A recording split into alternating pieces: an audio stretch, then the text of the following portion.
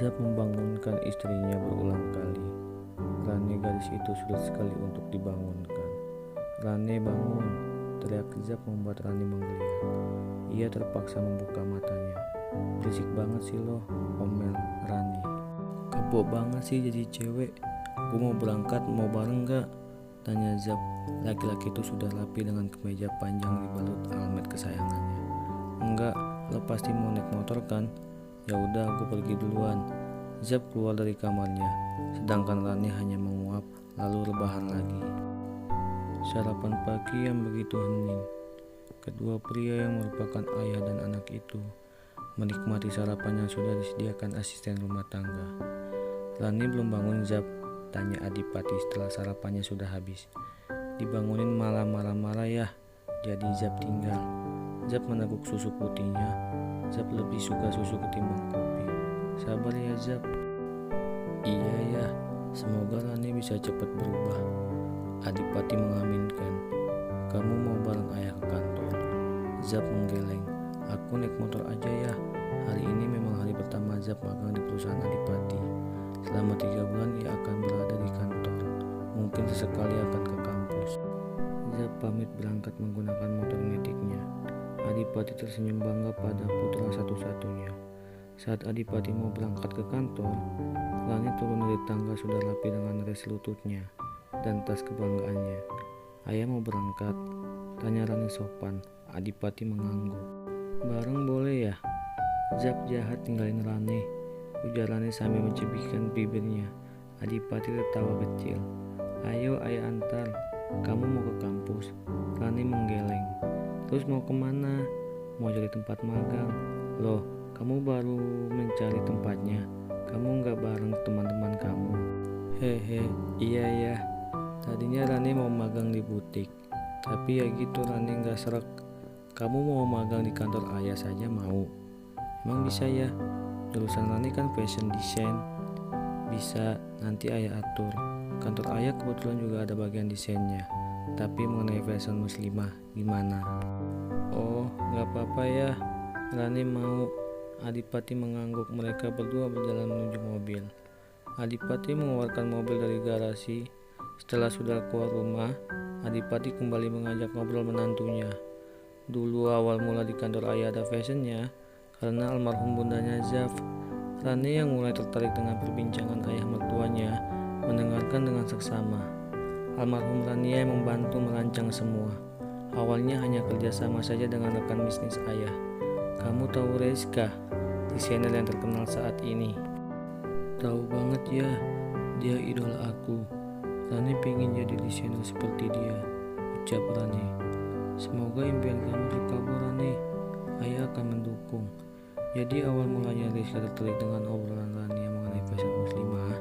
Awalnya Reska hanya seorang desainer gaun-gaun ternama yang seksi.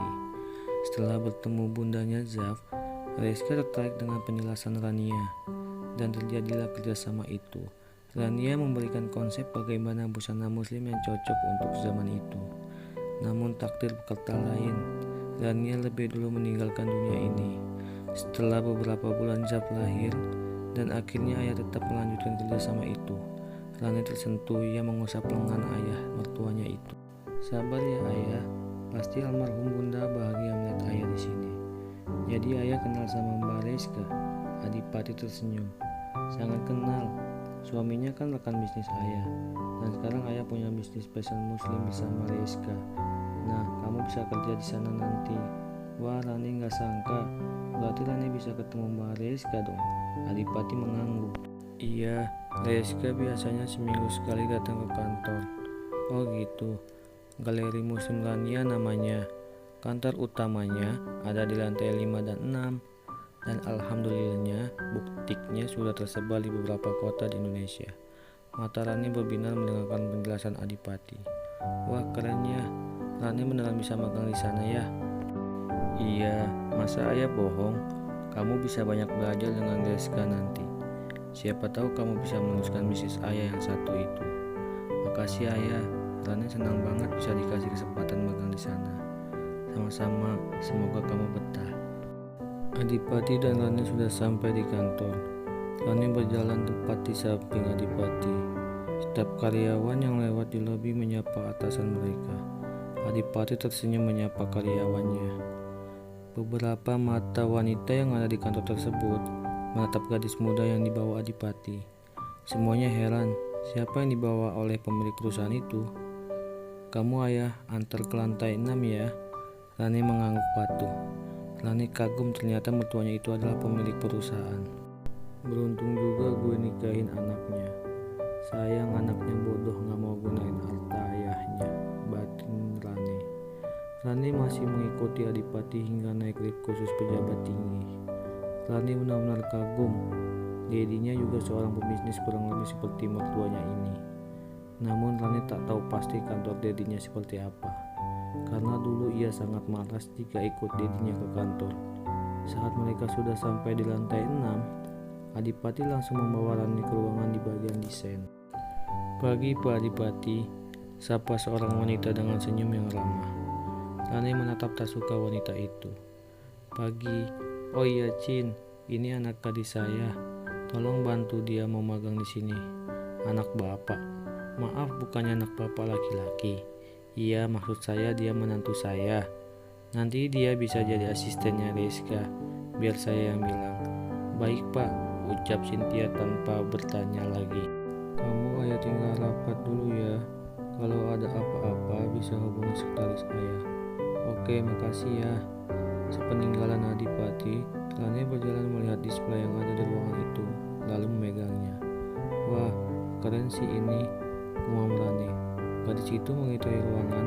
Ada beberapa orang di sana yang terlihat sibuk mengukur bahan. Maaf Mbak, namanya siapa? Beneran mau magang di sini? Tanya Cynthia sopan. Ranela, iya mau magang. Kamu kan dengar sendiri ayah saya bilang apa. Kamu beneran menantunya Pak Adipati? Tanyanya lagi tak percaya. Iya. Ruangan saya di mana Mbak? Tanya Rani. Kamu bisa duduk di situ. Ulu Cynthia di kursi kosong samping anak magang lainnya. Rani melotot kaget. Ternyata ada teman sekelasnya juga yang magang di sini. Hasna, Alma kalian di sini juga? Tanya Rani angkuh. Yang dipanggil pun menengok. Iya Ranela, kami sudah 2 hari yang lalu di sini. Oh, ya sudah. Siapa tadi nama kamu? Tanya Cynthia, wanita berkerudung yang merupakan kepala pimpinan di Rania Galeri. Adipati sendiri yang memilih karena Cynthia termasuk orang kepercayaannya. Rani, iya Rani, kamu bisa bergabung dengan Asna dan Alma. Kebetulan hari ini kita akan ada meeting untuk launching produk baru. Bu Reska sebentar lagi datang. Tak lama, Reska datang.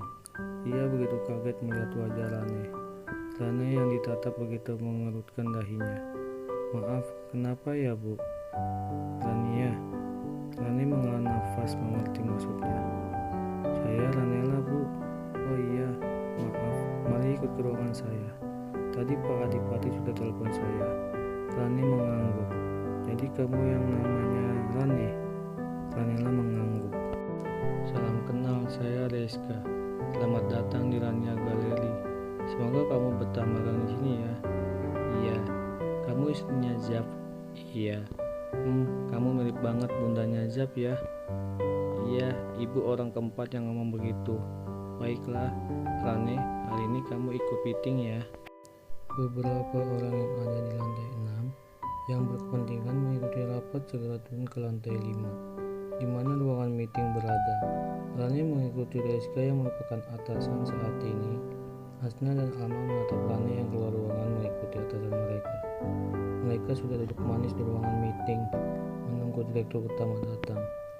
Zaf, panggil Reska membuat laki-laki yang sedang membawa laptop serta beberapa kertas menengok. Tante, Bu Reska ini. Zaf, ngapain lo di sini? Ucap Rani kaget. Zaf pun sama, ia kaget kenapa istrinya ada di sini. Baru saja Zaf ingin berbicara, namun bapak yang menjadi atasannya menyuruhnya duduk karena direktur utama datang. Assalamualaikum, selamat pagi, ucap sang pemimpin perusahaan. Ayah, cicit Zaf dan Rani pelan secara tak langsung berbarengan. Adipati hanya tersenyum menatap anak dan menantunya yang terlihat kaget. Rapat dimulai. Rani membantu Reska untuk mempresentasikan model terbaru laundress masa kini. dari desain dan gambarnya terlebih dahulu, lalu sampel dressnya. Reska seperti biasa menjelaskan spesifikasi dress tersebut, hingga semua yang di ruangan setuju untuk meluncurkan long dress muslimah tersebut. Kali ini saya setuju dengan desain yang ini, Re. Tak perlu revisi desain yang sangat cantik yang dihadiahi tepuk tangan. Terima kasih Pak Adipati. Coba kamu yang pakai. Unjuk Adipati pada Rani membuat gadis itu membulatkan matanya. Ayah, maaf, maksudnya Bapak ingin saya mencoba dress ini? Iya, kamu keberatan? Rani menatap orang-orang di ruangan meeting. Kemudian ia menggeleng, mana mungkin ia menolak permintaan bosnya. Zap menatap istrinya. Ia tahu betul mana mau istrinya pakai baju tertutup gitu. Cynthia membantu Rani untuk mencoba dress tersebut di ruang ganti. Harus banget saya pakai hijabnya. Iya Mbak Rani, biar kelihatan lebih serasi, ucap Cynthia sembari merapikan kembali jilbab yang dipakai Rani. Saat Rani keluar dari kamar ganti, semua mata terpana memandang Rani. Sangat cantik dan perfect. Dressnya yang begitu cantik sangat cocok dengan Rani yang memiliki paras cantik juga. Zap dan Adipati begitu terpana jika Rani berhijab seperti ini, maka semakin mirip dengan Rania. Rania, aku seperti menemukanmu lagi. Anak kita begitu beruntung, batin Adipati. Bunda, andai sikap Rani bisa seperti Bunda, Zap akan menjadi orang yang paling bahagia nantinya. Menurutmu bagaimana Reska? Tanya Adipati kepada desainernya.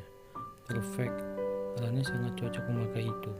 Saya yakin untuk dress kali ini akan booming Pak. Adipati mengangguk. Kalau saya minta Rani menjadi modelnya, bagaimana? Semua staf menatap Rani kembali. Gadis itu memiliki tingkat percaya diri yang tinggi. Bahkan gadis itu tak malu-malu dipandang banyak staf. Rani pede berdiri tegak di hadapan semuanya, seperti model profesional. Untung saja Rani memiliki tinggi yang hampir sejajar dengan suaminya yang memiliki tinggi 170 cm. Boleh Pak, setuju Pak. Setelah menentukan kapan launching dan lain sebagainya, rapat ditutup. Rani yang masih menggunakan dress tersebut masih duduk manis di ruang meeting. Yang lain sudah keluar ruangan, tersisa Adipati dan asistennya, Rani, Reska, dan Zaf. Ayah, masa Rani yang jadi modelnya? Rani gak bisa pakai hijab, menganggap gadis itu tanpa malu. Gak apa-apa sayang, cantik kok. Iya kan Zaf? Tanya Adipati. Zaf menoleh. Iya ya. Zaf, kok lo bisa di sini sih? Tegur Rani. Reska dan asisten Adipati pamit keluar ruangan meninggalkan keluarga tersebut. Gue kan emang magang di sini. Lo tuh yang ngapain tiba-tiba ada di sini? Ayah yang nawarin gue magang di sini. Ayah ngapain sih suruh si barbar ini magang di sini? Lo bilang gue apa? Barbar. Lo tuh lemah. Sudah, kalian jangan ribut terus. Ini kantor lo bukan rumah. Profesional ya Rani, sayang. Zap juga jangan begitu sama istri kamu. Rani, Zap ayah tinggal ya. Ayah ada rapat lagi. Kalian bisa kembali bekerja. Sepeninggal Adipati, Zap dan Rani masih duduk berhadapan saling menatap. Enggak di rumah, enggak di sini ketemu lo lagi. Bosan tahu lihat lo mulu. Udah Rani menatap suaminya sinis. Zap tersenyum kecil. Namanya jodoh ya sulit dipisahkan. Jodoh, emangnya lo jodoh gue? Lo cantik. Alah, gombalan lo gak mempan Zaf. Pakai terus sampai rumah lah. Ogah, udah gue mau buka. Rani yang baru mau menarik hijabnya ditahan Zaf. Bentar, gue foto sekali aja. Bener deh lo cantik banget Rani lah. Ya udah buruan, awas kalau gue gak kelihatan cantik lo. Zap membuka aplikasi kamera di ponselnya. Lalu ia memotret Rani beberapa kali. Rani tersenyum bangga melihat hasil fotonya. Ia sangat terlihat berbeda. Kirim ke gue juga fotonya, ujar Rani mengembalikan ponsel suaminya. Cantik kalau lo berhijab Ella, gak seksi dan gerah. Udah gue mau ganti baju, temanin dong Zap. Gilanya kamu. Zap keluar ruangan meninggalkan Rani yang tertawa terbahak.